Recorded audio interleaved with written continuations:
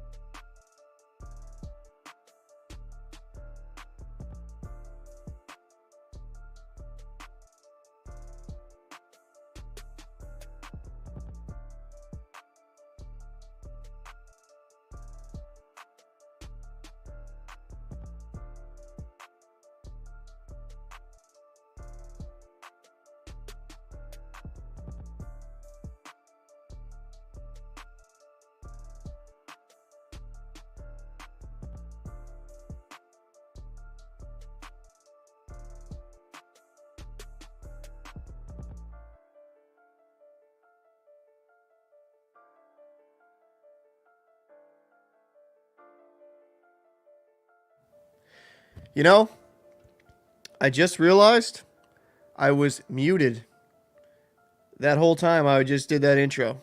So that is a Captain Paul special. Oh my god. Well, I think I looked at my thing. Wow. That is when you know I'm still not feeling so great. So let me do that intro again. Captain Paul, we have a little bit of an agenda today. I woke up late. I not feeling too great. Kind of like head cold, headache. Not feeling. Just feel groggy. So I was like, all right, let's kind of go on with a loose flowing show. But there is a few teams that I do want to talk about. I want to talk about the Vancouver Canucks because I think they have been tremendous this season and they won last night. And kind of want to highlight some of the aspects of their team that I think I kind of identify why they've been so good, in my personal opinion, this year in comparison to years prior. And then for the Florida Panthers, apologize. And then I want to kind of cover the Florida Panthers because they get off their 4-game losing streak and they're starting to kind of hit on all cylinders. And I think that's really important. If you are a Panthers fan, you want them to kind of, keep going because they have really been tremendous. And then for probably the last subject, we'll have a little bit of fun with the grammar and pronunciation issues on this channel. This is why I had a degree in mathematics and science. I'm not great. I'm not great with English. Not great with speaking. I'm getting better with it as time goes on. But we'll go into the first subject, the Vancouver Canucks. So let me just kind of even make sure my audio is actually playing. Am I getting? Yep. Okay. Cool. Want to make sure it's not having another fuck up. So Demko makes 31 saves. Canucks blank the Blackhawks for a third straight win. Goalie gets fifth shutout of the season for Vancouver, which is 8-0-1 in their past 9. Yeah. Canucks have been absolutely tremendous. Excuse me about that. So, and this is kind of an interesting, the article is interesting because it kind of mentioned how Thatcher Demko has been one of the better goalies in the NHL for the past few seasons and that he hasn't gotten the proper recognition because, quite frankly, the team in front of him hasn't been good. So I thought that was kind of some cool quotes I saw by like Quinn Hughes. Let me read them.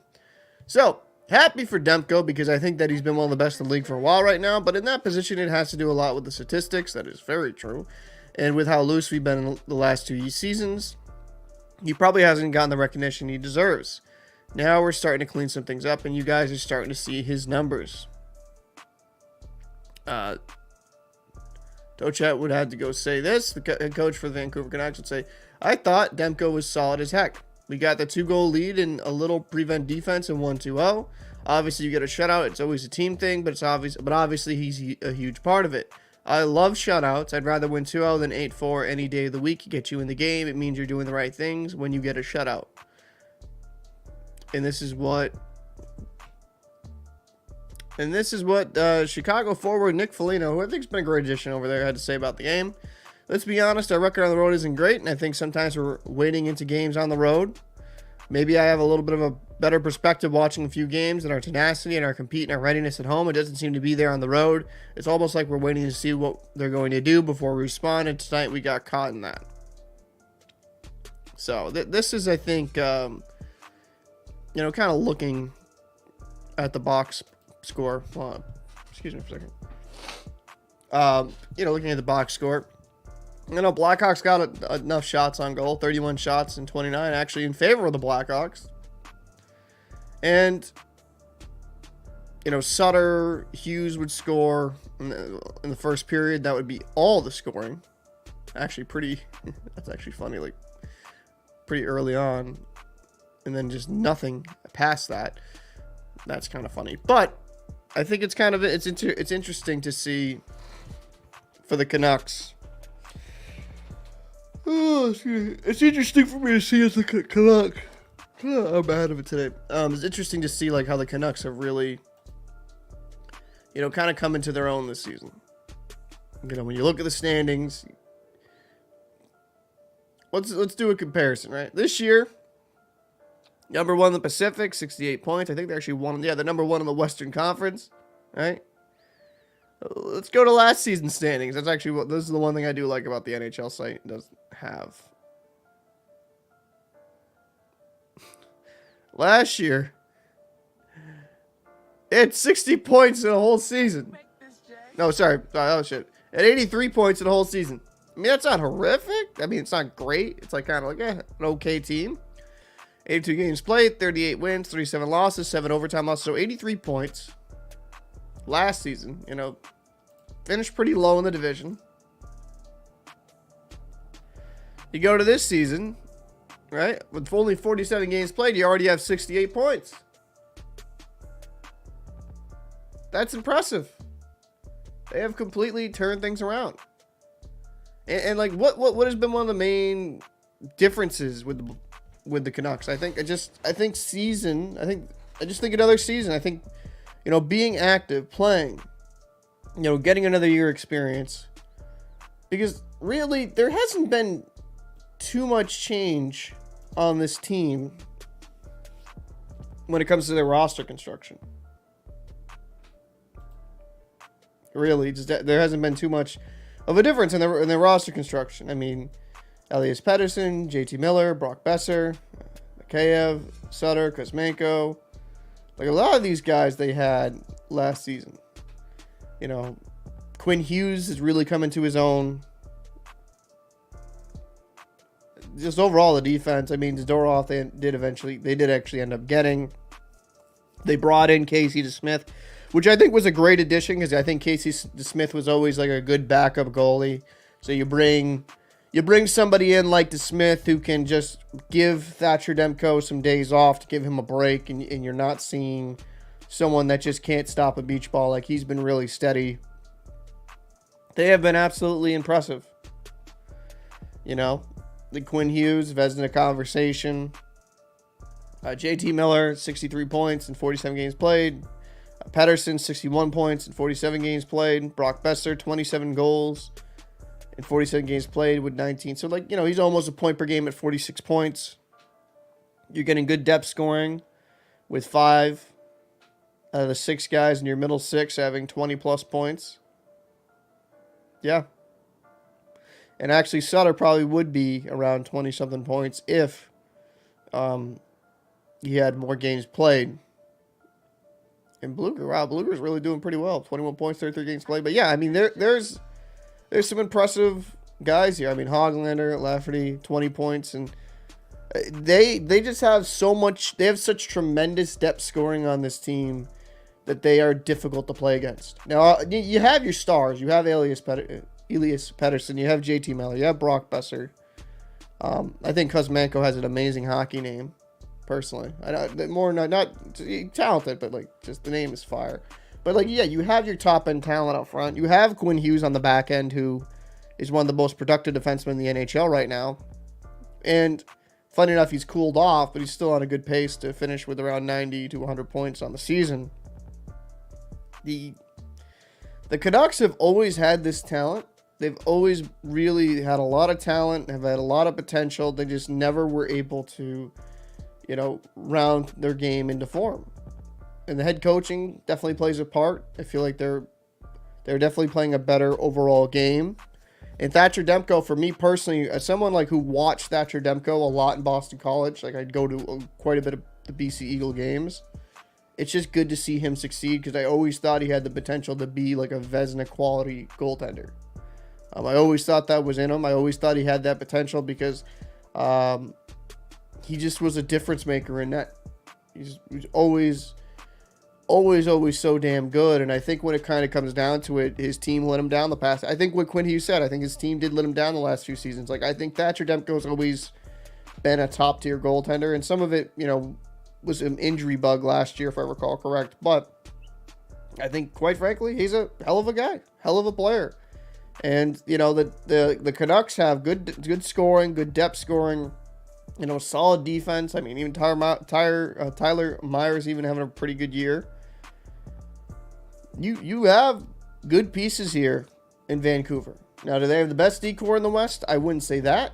But, I mean, when you have Quinn Hughes, you brought in a guy like Zadorov, I think you have adequate enough defense. You have a good system in hand. And you have great goaltending that's going to, if Demko gets hot in a series, that's a difficult matchup for anyone. Very, very difficult. That's a very difficult matchup for anyone. And I do think this is the year the Vancouver Canucks will at least win a round or two in the playoffs. I think they're too good. I think they're too talented. Now, you could probably say, "Oh, I'm jinxing them," I did see that in one of the videos about the video about the Oilers. Oh, jinxing! I don't believe in jinxes. It's all a bunch of foolishness in my eyes. It's hey, you're either good enough, or you're not good enough, and I think these Vancouver Canucks are good enough. And it would be great for that fan base to have a team make a pretty deep playoff run. They have the potential to do something special, and I think it would be doing them a disservice not to say that. So I think, quite frankly, hell of a team, hell of a season thus far. They keep playing the way they are, and they're going to be a tough out. Now, the West is difficult, right? Regardless of the issues Vegas is facing, they have missing some pieces. When Adin Hill eventually gets back, Carlson, I think, is still out. You're going to have some pieces missing there in Vegas right now. But yeah, they have some challengers like the Vegas Golden Knights, the Colorado Avalanche, and other teams as well that might not be to a high tier, but will still be a difficult team. Oh, what am I saying? The Edmonton Oilers as well. Edmonton Oilers on a historic run. I almost forgot about them. See, this is why I'm kind of sick, so I'm kind of a little out of it. I mean, it's not going to be an easy run. I mean, even in their own division, it's like Murderer's Row up top. I think if they finish if they do finish first in the Pacific, it's still going to be a very difficult team to play against in the wild card. But the Winnipeg Jets, Colorado Avalanche, it's a very good Western Conference. But I think this is the year they could probably get through, punch through, and do something special. Too good D, Hughes, and Honrich. I mean, I think they get adequate enough on the back end. If they could make some time, I think Zadorov's okay. For what he is. If you want to say a weakness of the team, it probably would be the decor. But I think they're fine enough that especially with how they're playing right now, if they everybody dedicates to a whole 200-foot defensive game, they'll be completely fine. They will. At least in my personal opinion. Maybe I'm wrong. But that's kind of how I say it. But I appreciate you popping in there, Sinister Minister. So let's go to the next. The Florida Panthers. Florida Panthers get off the schneid. Get off the schneid. I think this was very important for them to get off the schneid. It just how do I put this? They just kind of. They were playing okay, but they just weren't doing well enough. Now, it's Nashville Predators, and the Predators can be kind of up and down. Some people don't consider them a great team. But, hats off, though, to the Florida Panthers. I got to give them this. After last season, you know, a lot of people in their preseason pool, or preseason prediction, I should say. Now, I wasn't one of them. I actually thought the Panthers were going to be a good team this season. But a lot of people were writing them off, saying, like, last year was just a Cinderella run. They're not that good of a team. They just got hot towards the end of the season, yada, yada, yada. But the Panthers seem like they're really damn good. You know, like, when you look at the standings, you know, they're second in the Atlantic. 28-14-4 record. 60 points. 6 points ahead of the Toronto Maple Leafs. So, you know, the Florida Panthers have quite a bit of talent here. Sam Reinhart, you know, it is a contract year. He's absolutely tremendous. He's been on fire. He has been killing it. He's been one of the best players, right? He definitely, you know, you have a team here that's extremely deep. And Bobrovsky decided to show up this regular season. That's also a big thing. Bobrovsky's actually shown up. So, you know, Sam Reinhart, like, dude just continues to be insane. Because what is that?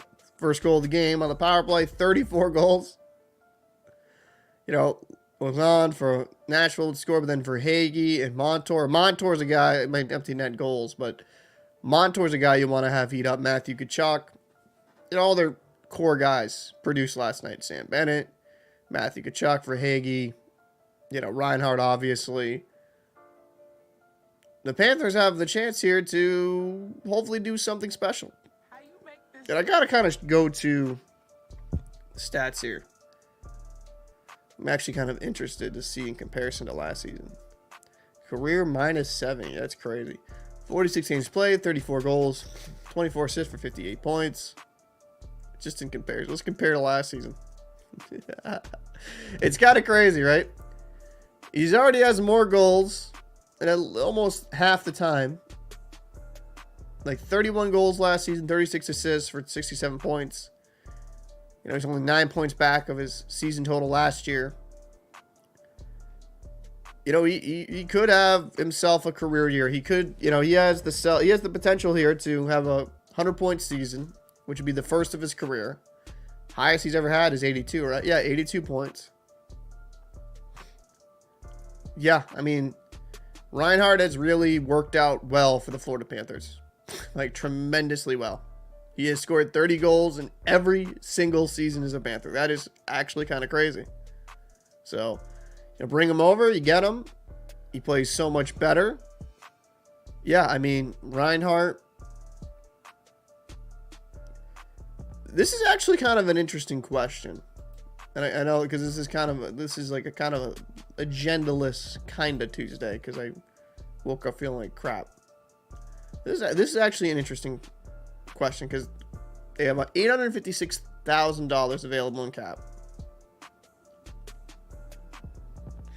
Barkov's getting paid $10 million for the next until quite a while. They just did the Tkachuk deal. Sam Reinhart, he's making 6.5 as a UFA at the end of this deal. I mean, the cap will go up. How much do you think Sam Reinhart's going to be asking for in the offseason?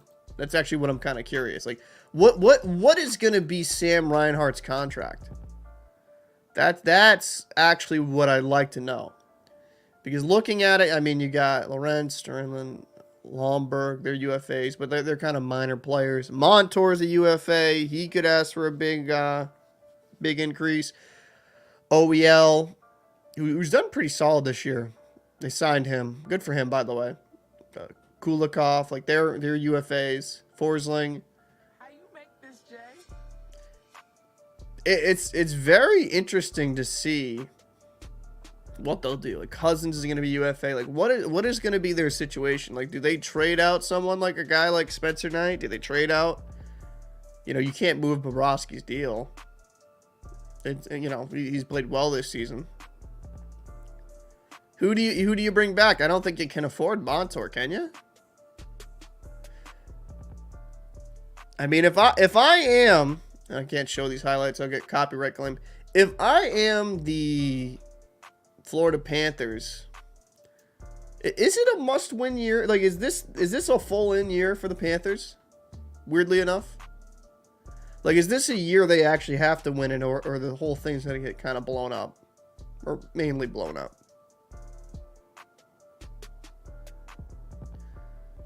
And then, yeah, I mean, Lundell, he's an RFA at the end of this season.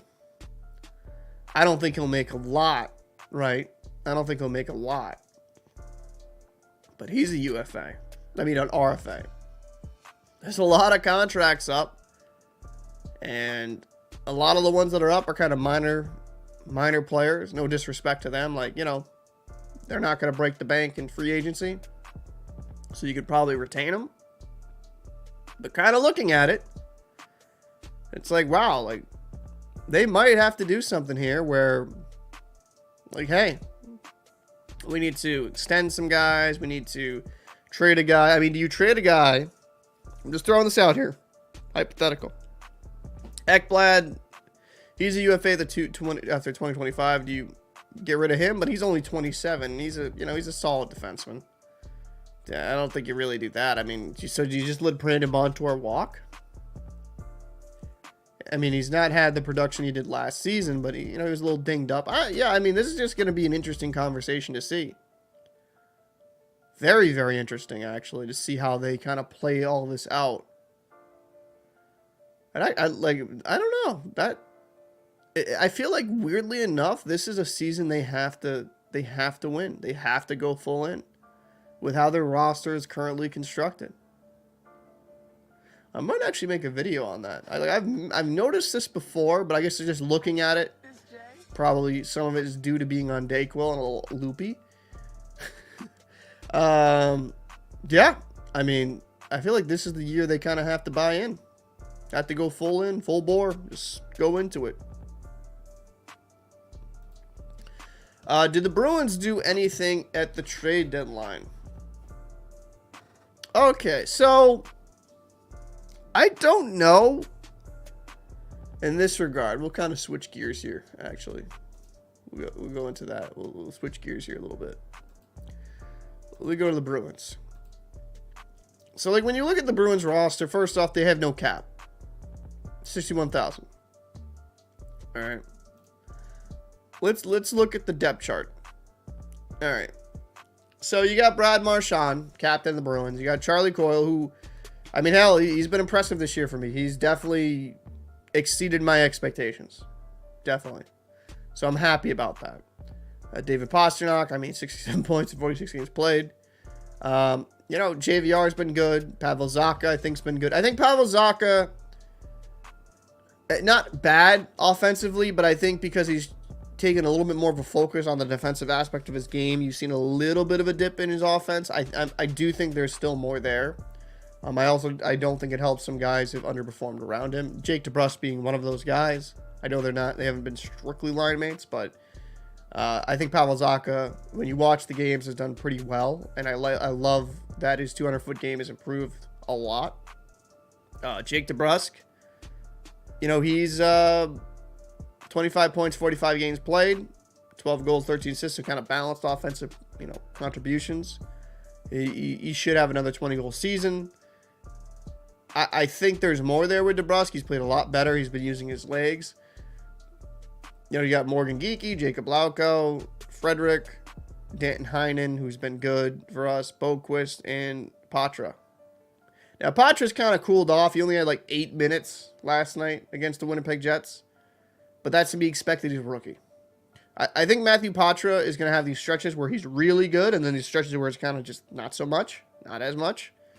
And I don't think he played horrific last night. I think he's kind of in a position where you have other players that are playing at a higher level.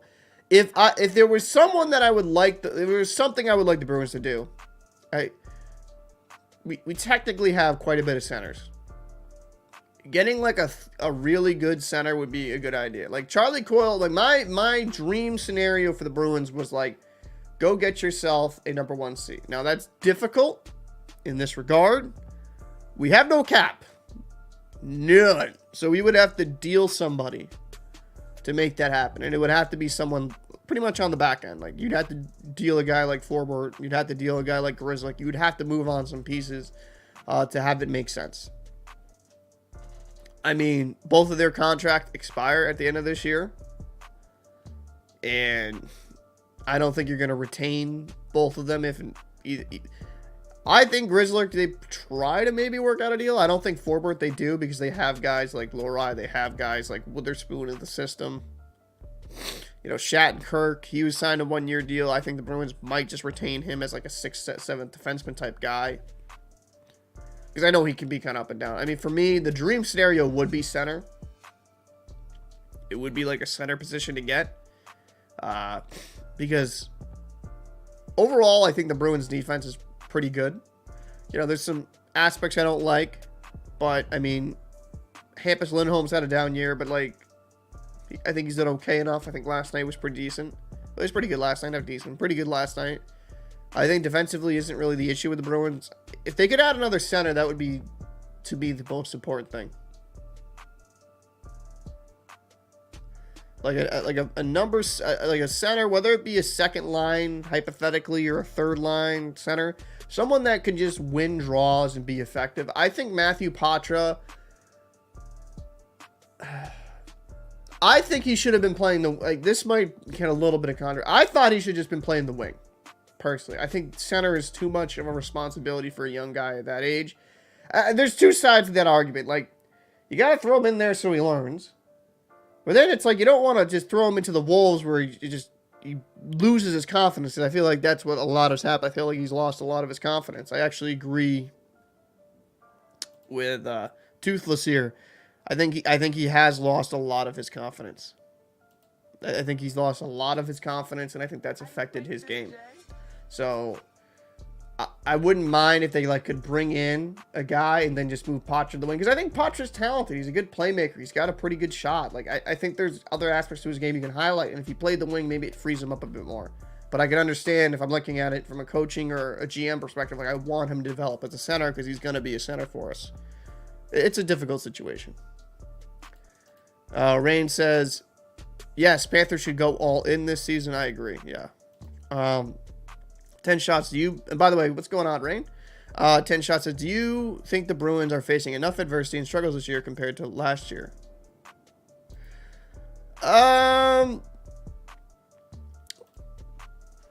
Yeah, I mean, I think this version of the team in the regular season, like mind you, I have to say,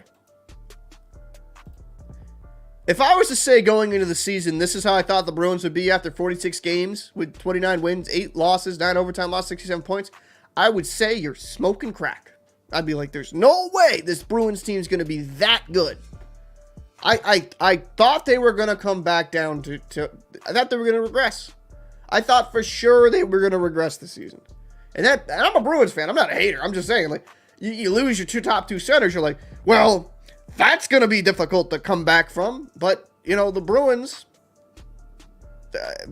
no I in Team Bruins, keep up the production. I mean, you have, you know, superstar like Pastrnak helps.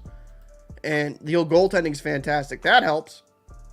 But, yeah, and the defense, yeah. I mean, I think they face struggles just in different ways. I think they understand they're not as prolific offensively as they were last year. They've lost a lot of close games. And I think for a lot of these guys that were around last season, like last year was a learning experience. Now, I'm not saying the Bruins are going to win a cup, so don't jump down my throat when I say this, but like when the Tampa Bay Lightning went on that historic run and won it, they lost to Columbus in the first round. They go the next year, win a cup. I mean, sometimes these teams just need that check, that reality check. So, very surprised by Coyle. Zach had been a down year. I think offensively. I think defensively he's been good enough. Who's out there? Bees may give up a D or AHL goalie. Zach is still young. His faceoff doubled in less than a year. Yeah, Zacha's faceoff has been good. I think Zacha's been more focused on the defensive aspect of his game in the faceoffs. It's jumped up a lot. Charlie Coyle, I think he's below a 50 face-off percentage. I'd have to look. So his face-offs haven't been great, but I think he's contributing more offensively, which you kind of want to have. I don't know. I think Coyle's been okay. It doesn't help how much Monty changed the line. Stuff for a young guy to build camp with so many different... Yeah, I mean, and I think Man, this might get me some backlash. Montgomery, I think, is really good with his system and very good offensively, but it's kind of like Claude Julien in a certain way, like with young guys, like not as the perfect situation to be in. And I feel like some of the guys getting put in the doghouse a little bit too early, like John Beecher, right? Beecher, I thought, has been fantastic for the Bruins. I thought he's been one of the better. If you look at his defensive metrics, one of the best defensive centers in the league. Plays his role, got some good speed to him.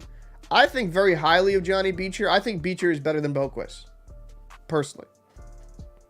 But he's like, what is he, like a healthy scratch right now? If I look at it. Or was he dinged up? Oh, they sent him down. That's right. Holy shit, they did send him down. I don't know, maybe I'm talking out of my ass there. Wow, my fucking... Maybe I just fucking forgot about that. I thought he was still like a healthy scratch. Hold on a second. Yeah, I mean... I think with Johnny Beecher, I thought he was decent enough in a fourth line role. Personally. Let me see here. I'm actually trying to see. Yeah, he's only played one game in Providence, so he hasn't been down there. I thought for sure. Maybe I just haven't. I thought he was just a healthy scratch. Maybe I'm tripping. Wow, I thought he was still a healthy scratch. Okay, I guess not. I mean, I just, it's weird though. I think guys like Beecher, Patra, it's hard being a rookie at the NHL level. It's hard being a rookie at the NHL level. And I think when it kind of comes down to it, it's just development over time, and it takes, you know, like you need to be in a situation. It's like a catch-22, right? If you're a young guy, you want to. Yeah, I feel like Beecher just sent down. I just saw that. I think that just happened or something relatively recently. Like maybe I just missed it in the news. Anyways, you know, these young guys need games to play, and they're going to struggle. And that's kind of, it's weird because the Bruins are like one of the best teams in the NHL, one of the best teams in the Eastern Conference. So I get it. Montgomery wants to maximize it, but sometimes you just need to ride with these guys with the hard time. I think Beecher was fine, personally. And I think Matthew Patra will be fine, but I think relegating Patra to a fourth line role doesn't do anything. It doesn't do anything. Like, that's not good for his development. Patra's got to be on the third line. He's not really built in that role to be effective as a fourth line center. If you're gonna use Patra as a fourth line center, just scratch him and friggin' call Beecher up. Like, it makes more sense in that regard. I think Monty's annoying line changes to create mismatches and keep opponents guessing. I agree. In some regard, but I think it's hard for younger guys to build chemistry. I will agree with the point that was made. I think it is hard. I think both are right. I think it's hard to build chemistry as a young guy. Like if you're just in the NHL first season and you can't build confidence with your line mates, get to know how they play. But I do agree from a tactical standpoint for Montgomery. You keep changing up the lines. Like, what the hell? Like, how do these guys play together? Like, it's kind of like throwing the other team off. So I can see merit to it. I can definitely see merit to it. And that's kind of the thing. I actually, as you said that, Raid, I actually kind of want to look at Charlie Coyle's stats real quick. Charlie Coyle, why is that a random thing? Charlie Coyle related to Tony Amonte? Let's see. Yeah, so Charlie Coyle, 50. Oh, so he's 50 on the dot. Season 4. Yeah, Coyle's fine. Hold on, now I gotta look at Pavel Zacha's face-off. Yeah, I saw the comments in the video saying like that the Bruins just can't win a face-off. And let me see. Come on, where is it? There. Wow, Paul, I'm really out of it. I'm like, shrug. Where does Z come in the alphabet? Let's see. What's Zacha? Yeah, 54 on the dot. Like, you have your top two centers winning quite. Then, yeah, you know, the bottom two. That's where you're kind of running into some issues. They've kind of like been rotating that around. Yeah, I mean, they're doing decent enough in their spot. And then, yeah, I mean, I think they're fine enough. Goals face has been standing top 25 in the NHL since October. Really?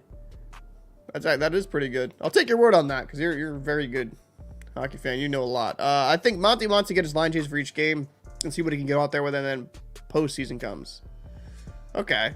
I mean, that kind of makes sense. Kind of maybe build chemistry early on with these guys. So, like, if they do have to switch it up, they already have some little bit of chemistry. Yeah, I was surprised they sent Beecher down. I don't think he played that bad. I thought he was effective enough in that role.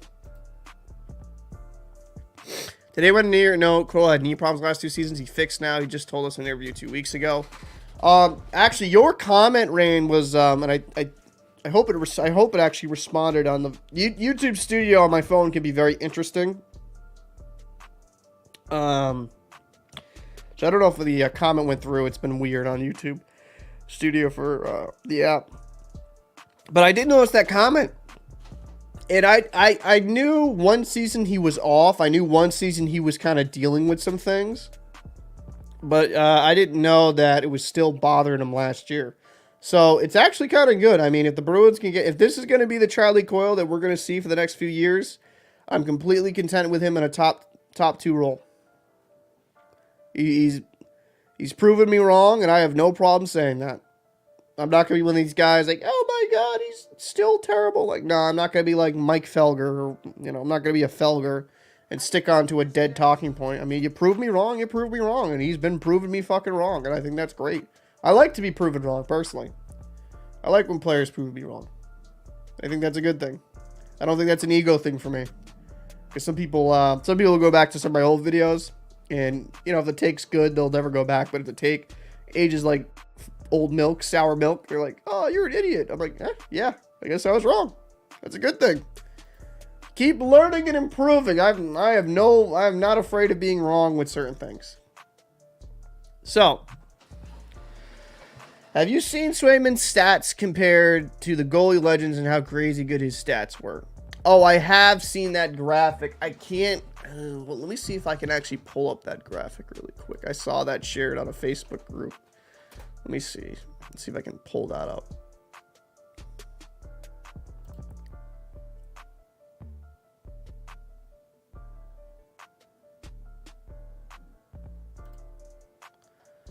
Let's see. Let's see if I can store this through. Okay. Let me save image. I'm going to pull this up because it is interesting.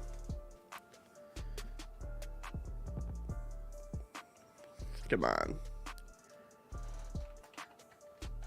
I'm going to share this in a second. I apologize. Stay patient with me.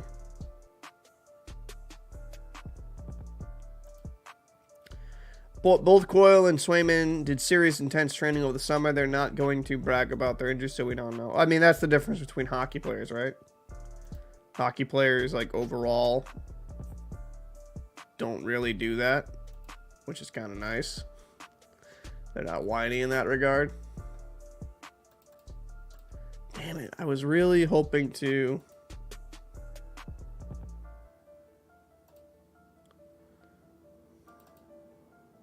Let me see. I'm trying to upload this file if I can, if it lets me. No, it's not going to let me to do it to StreamYard. Of course. Of course, because it wants to be difficult. So what I'll do, let me kind of put it back on the Bruins depth chart real quick. All right, this is what I'll do. Let me open up the file.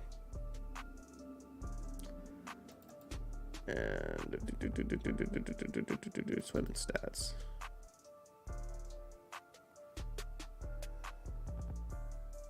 Actually, wait a minute. There's actually... I can do that. I'm a fucking idiot. I'm not too bright. Okay, here we go. All right. So let's do the comparison. I'm about to zoom this in probably a little bit so it's not as difficult to read for you guys. All right.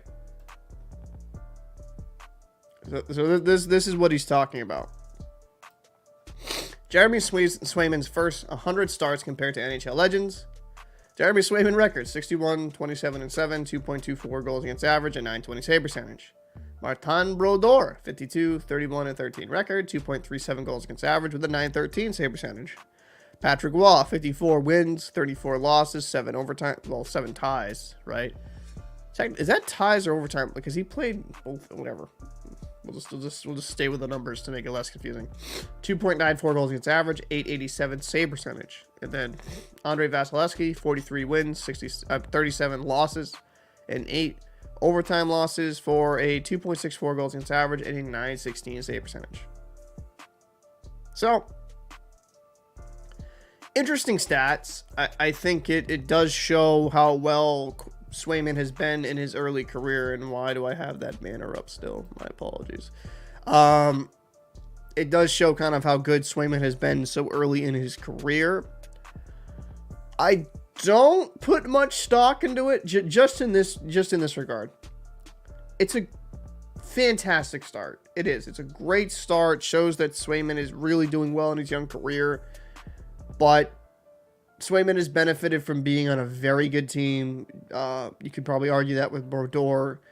Patrick Roy, I mean, with the Canadiens, good teams, but a different era. Vasilevsky, you know, he was put on a good team as well. I think, like, for me, maybe I'm just a fuddy-duddy. I don't like to make too many early comparisons between, like legends and players that are, like, within their first few seasons. I mean, Vasilevsky, I think at least he's kind of a contemporary, like he's a player that's in the same era, so I feel like that's fine. But Brodeur and Wall, I mean, they're Hall of Famers. Well, they're considered like top 2 best goalies in the NHL. But it is really cool. I will agree on that. Toothless said that is a really cool stat. Absolutely. So I'm gonna kind of end the show on this regard. Felt like talking about it. Pronunciation and grammar issues in my videos. So, all right. I'm going to say this. I'm going to say this very clearly. Never was an English major. Never done radio. I will misspeak quite a bit. I'm hoping as time goes on, as I get back into making content, because I used to make YouTube content years and years ago, like 7-8 years ago. But as I continually keep making daily content, keep improving, the vernacular and everything will kind of improve as time goes on. But I've always been more of a mathematics, science type person. Like my degree with my bachelor, I have a bachelor's degree in science. That's my strong suit. English, not so much, and grammar and pronunciation, not so much. I saw a comment where you say, well, it wasn't their work because there's multiple. I'm like, listen, I understand that in post, but do I feel like re-saying shit on Audacity? No, I generally, one take, make the gaps a little less in between if I had to like clear my throat or cough, and just let that shit fly. Now, maybe I gotta be a bit better and do multiple takes to kind of improve how it sounds, but I should be a little bit better about that. But I just, so yeah, sometimes the grammar, not great. Now the pronunciation. I saw this on the video I made about the Oilers about saying the Pittsburgh Penguins, right? That is an old habit that's going to die hard. I know it's Pittsburgh. But like to me, at least maybe just kind of picked up this kind of an accent from my dad. Like Pittsburgh. I understand it's Pitts. But like for me, when I'm saying it quick, picks. Because it just, boop, it flows off. Now, for me, some people that annoys them. It makes them want to, like, punch a baby. But for me, I don't think it's that big of a deal if you understood what I was going to say. Because if I'm talking really fast, I'm saying instead of, like, properly pronouncing it, the Pittsburgh Penguins, not the Pittsburgh, because I'm, like, going quick.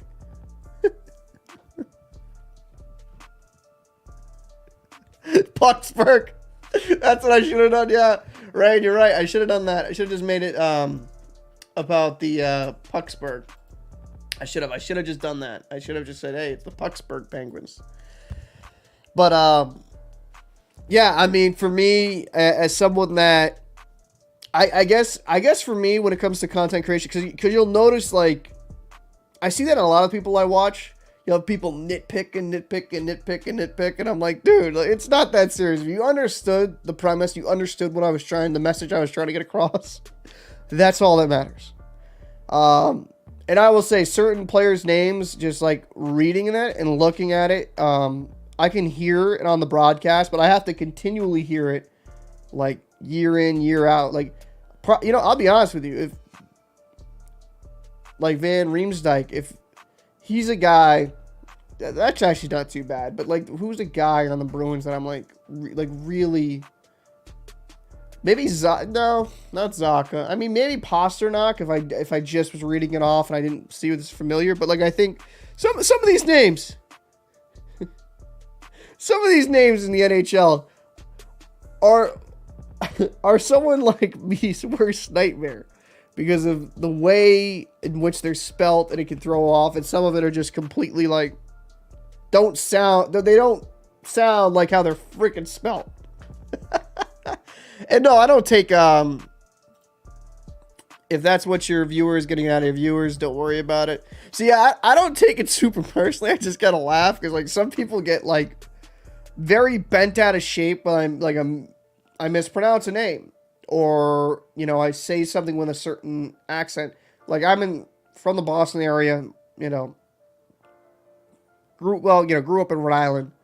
I have particular accents and, like, just kind of way I say words, which I probably are deemed incorrect.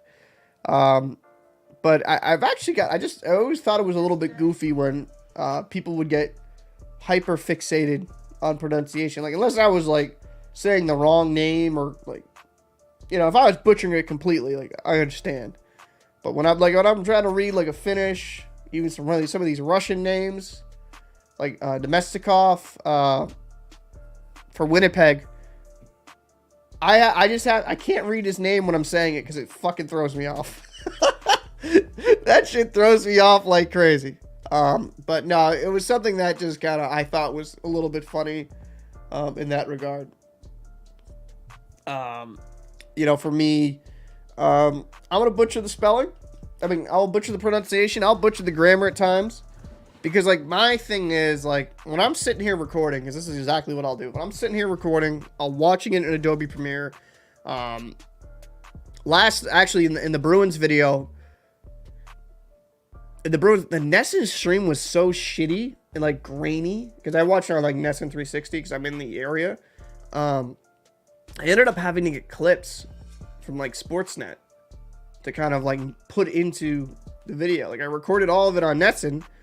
But at some points, it was like watching it in the 1930s, like a little blurry, like a little night, like before television, like barely see it, like it was all blurred like crazy because the quality was shit. It's problem I have with this, and I can go on a rant on there.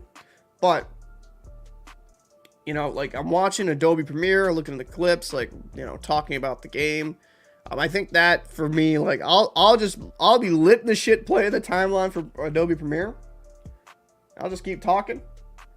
And this is one thing I probably should do. I'll probably do this going forward a little bit more often. Unless I'm feeling lazy that day. I'll fully admit I just want to get a video up because there's a lot more to it than just the audio aspect. I probably should go back and, like, after I do the take, go back, and then I'm like, oh wow, that was a really terrible pronunciation. I probably should start just being like, all right, like, let's cut this in and let's cut this in and make it sound somewhat proper. You know what I should do? I should get one of those voice AIs, right? Just on a difficult name, and then just, like, have it very jarring, very funny and apparent. Like, just me talking, right? Like, you know, like, oh, Charlie Coyle with a great assist too, and then, like, just a robot Marshawn. But that would just be kind of an inside joke, something fun for me to do.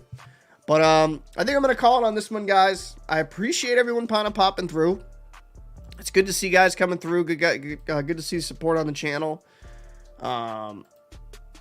You know, I'll be honest with you, today I'm not feeling so hot. I didn't really even want to get up. I just wanted to keep sleeping. I probably will go back to sleep after this. But I wanted to keep, you know, dedicated to this Monday through Friday schedule, because I'm a person that, you know, once I get schedule going, I love to stick to it.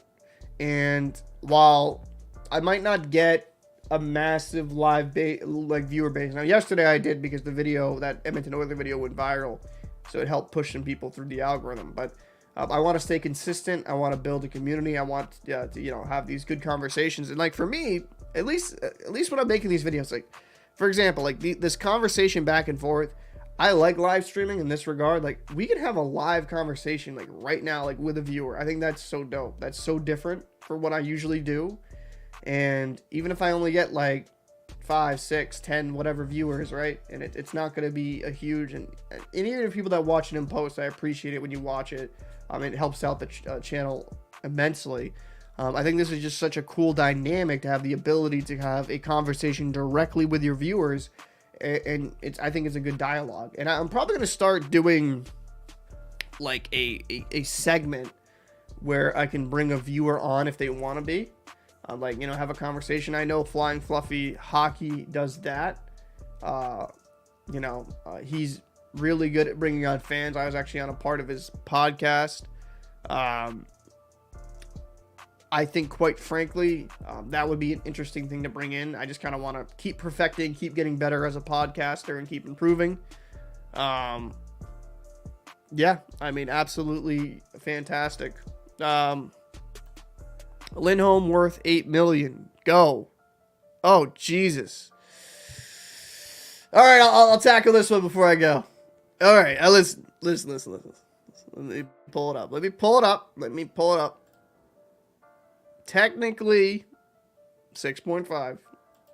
Right? Or wait, did he got an extension, right, with the Bruins? Yeah, 6.5. 6.5 million. Oh, wait, are you talking about from Calgary? Are you talking about him from Calgary? The other Lindholm?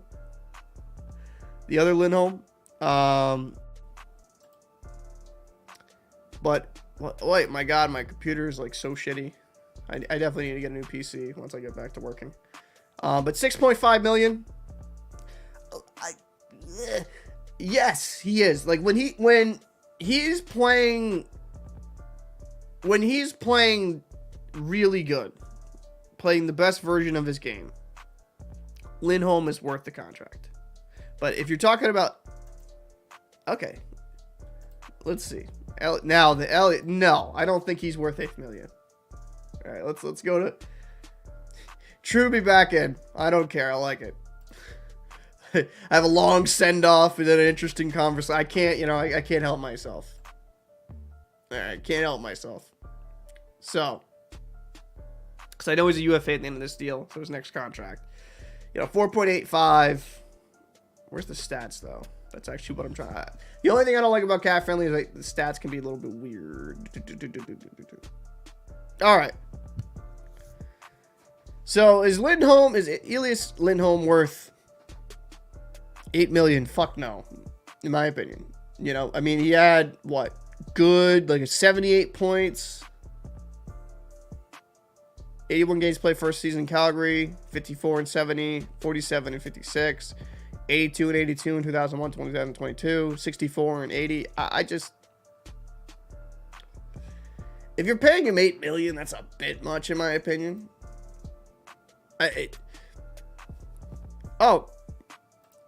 Thunis, I appreciate you coming from the Netherlands. Let's go. We're going international here. I appreciate you watching. You know what? You know what would have been good? You know what would have been smart, Paul?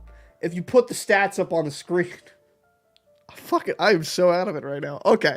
So, yeah, like Lindholm, first season, 78, like in Calgary, I should say. 78 points, 81. I kind of like to deal with with Calgary because I can go back to Carolina. It really doesn't really matter at this point, right? It's early on. 78 points, 81 games played, good production, 54 and 70, 47 points in 56 games played, and then he had he was a point per game, 82 and 82 games played. Last season, 64 points in 8 games. Like, he's a good, and he has 30 points in 40. Like, he's a good top 6 option, but like when I'm looking at him, am I gonna be paying a guy like that $8 million? No. Now, if he was a Maple Leaf, he'd be making 20. But the Bruins shouldn't be paying a guy like that much. Like, to me, players' salaries go up year by year, I really wouldn't want to pay him much more than 5 if you had to. Maybe you could justify 6. I'd have to kind of look, because it's so weird, because some of these contracts are getting signed by the top tier players. Players having ridiculous seasons, like Nylander for the Leafs, like double digits, like insane numbers, and it's just Lindholm is below that tier by a bit. I think he's a very good guy. You would love to, like, if Lindholm was on the Bruins right now, if they could afford him, that'd be terrific. Because then you could kind of have, like, 3 guys, really good centers, slot in. And the Bruins would be in a situation where they could be going on a deep run. I don't think that happens. I don't think the Bruins have anything to really give the Calgary Flames outside of, like, maybe an NHL player, a prospect, and maybe a pick in 2050. But, you know, Lindholm, I just, signing him for $8 million, I think the team would regret it. I think the team would absolutely regret it. And it can't be the Bruins. The Bruins just should not be in this situation. Now, the dead cap with Bergeron and Krejci, like the penalties against the cap will go away next season. And you're going to have some guys come off the books. I would rather the Bruins invest properly. I'd rather them invest properly and not just try to, you know, buy in every single time. I mean, if they could get Lindholm on a rental for a reasonable price, because his contract, excuse me, guys, his contract's up this year, right? Yeah. I mean, yeah, I like, if you could get him as a rental for a reasonable price, I'd do it. But then if you look at the hockey standings in Calgary, boop, boop, boop. How you make this, Jay? I mean, they're still in the conversation of, like, having a playoff spot. Let me just do the wild card, because it's really no point of showing the division. They're not going to finish top 3. Like, if they're going to make the playoffs, it's going to be a wild card. I mean, they're only 4 points back of the Nashville Predators. I mean, like, they have a good chance at going into a wild card spot. But, you know, as a Calgary fan, I would say, like, do you even want them to make the playoffs? I mean, yes, probably. Yeah, not probably. Yes, you would. But is there really much of a difference in missing the playoffs than just being an easy out in the first?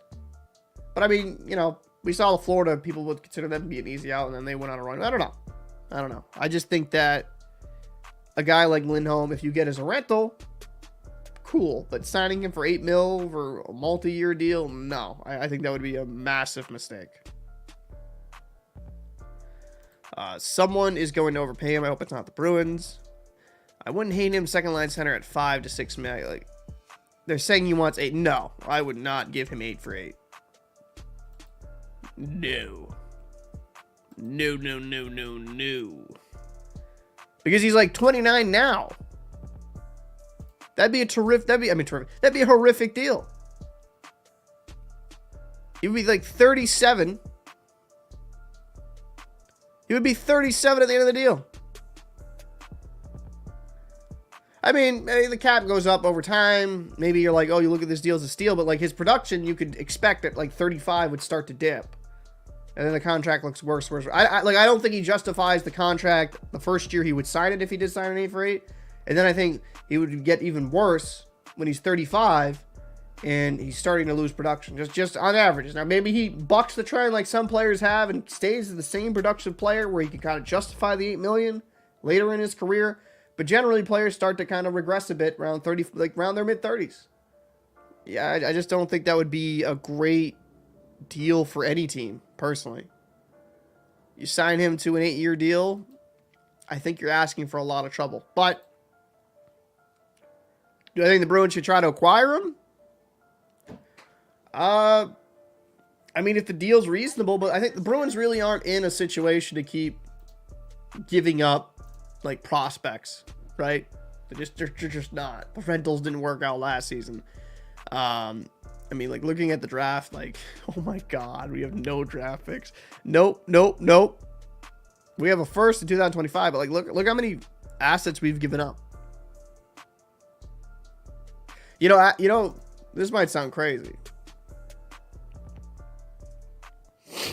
But if I'm the Bruins, you want to open up cap, make a deal, I don't know, maybe make a deal in some way to get like at least a second or third rounder for this upcoming draft. I don't know. Very interesting situation the Bruins have put themselves in, but I understand it. They bought in because they wanted to win a cup, so I'm never going to be mad at it. I understood why they did the deals they did last season, but yeah, it's has bit them in the butt a bit in that regard.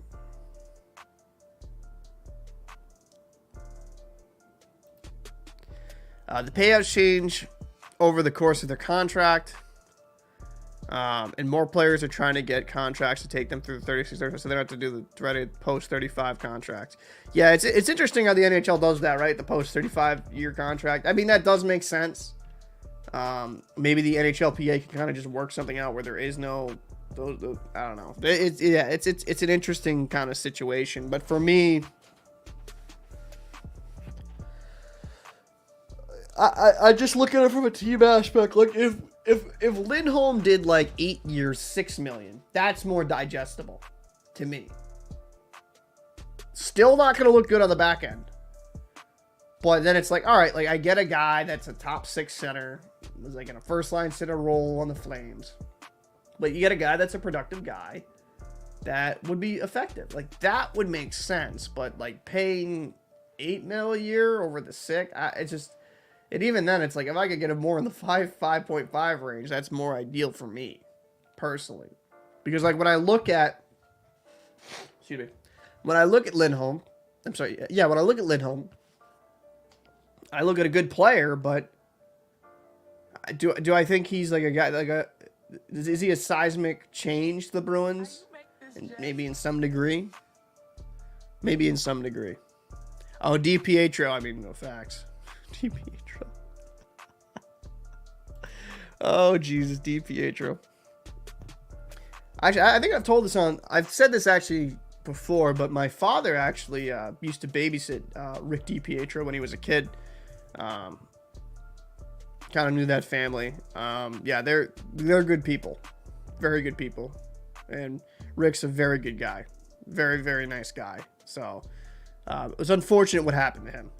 Very unfortunate, but I guess you can't complain too much when you got paid that much. So, but tremendous person. Bruins meet. I'd offer up Grizz for draft picks. Grizz for draft picks. So I'm assuming you just kind of want the slot Lohrei in there and just keep him there. Keep him there in the slot. They sent him back down. Yeah, they sent him back down.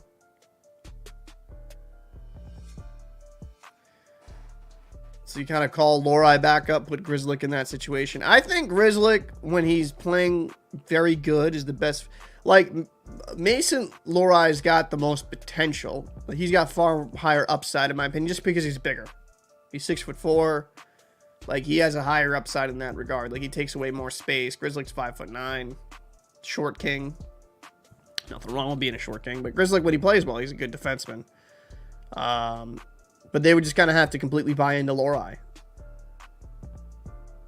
And when Grzelcyk's, I'd say right now, if you're saying, I think when Grzelcyk's playing to his potential, or playing like 100% like what he should be, he's better than Lohrei right now. But I do think Lohrei has the chance to be a better defenseman in the long term than Grzelcyk is now, if that makes sense. So it kind of depends where the Bruins are at personally with it. I wouldn't be really mad at trading Grzelcyk for some draft picks and opening up some capital. But if you are going to trade Grzelcyk, I think getting like a... I think if you do deal Grzelcyk, you want like some type of NHL return. Any news from the Lucic front? Lucic goes to trial in February. It's an election year. Someone wants to run for something. All right, actually, I'll wrap it up actually on this subject. This is a good one to talk about. So Milan Lucic situation's interesting because the contract hasn't been terminated. Still could come back and play. You know, we kind of have to figure out how things are working there. I'm going to share this. WCVB, Boston's news leader. All right. So, oh my God, how many fucking clicks? Look at, oh my God, look at all these ads. Jesus, I get it. The news is dying. You don't need to keep throwing me ads. It's just not gonna make me want to use your site. Jesus Christ. A trial date has been set for the Boston Bruins veteran forward Milan Lucic, who's accused in connection to domestic violence. Oh my God. Okay, I get it. So many ads. All right. Oh my God. All right. Reset, Paul. Less frustration. All right.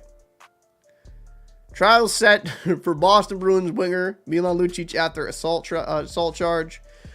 Trial that has been set for the Friday for the Boston Bruins veteran forward Milan Lucic, who's accused in connection with a domestic incident. Lucic's wife accused him of dragging her by her hair during an argument after a night of drinking on November 18th at a waterfront apartment building located on Battery Street in the North End. Lucic appeared in front of a judge via Zoom, and the trial date was set for February 16th. The victim said that Lucic could not locate his cell phone after a night out, and she believed involved the consumption of alcohol. According to the report, she told the officer Lucic began yelling and demanding the phone, which she did not have. She told Lucic she did not have the phone or know where it was and attempted to walk away, but told police that Lucic grabbed her hair and pulled her backward. An officer observed redness on the victim's chest, but noted that she said Lucic did not attempt to strangle her, and she declined to be seen by emergency services. Lucic was arrested on charge of assault and battery on a family member. Lucic entered the Players Assistance Program, which helps players go through mental health and substance abuse issues. He's on leave of absence for the Bruins and has pleaded not guilty. All right. You know, the Lucic situation is weird in this front. Before this incident, he was playing well. I know it was a short sample size, but I liked what he brought forth with the Bruins. I did. I liked Lucic in the fourth line role.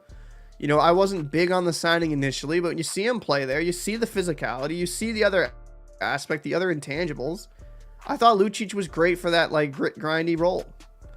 And it's kind of a shame how things played out. Do I think, you know, four games played, 2 assists for 2 points, but it's the physical thing physical play you noticed.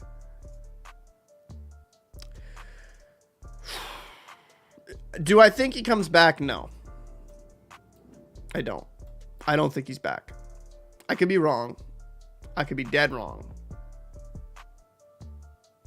But I just don't see it. I don't see Milan Lucic coming back to the Bruins.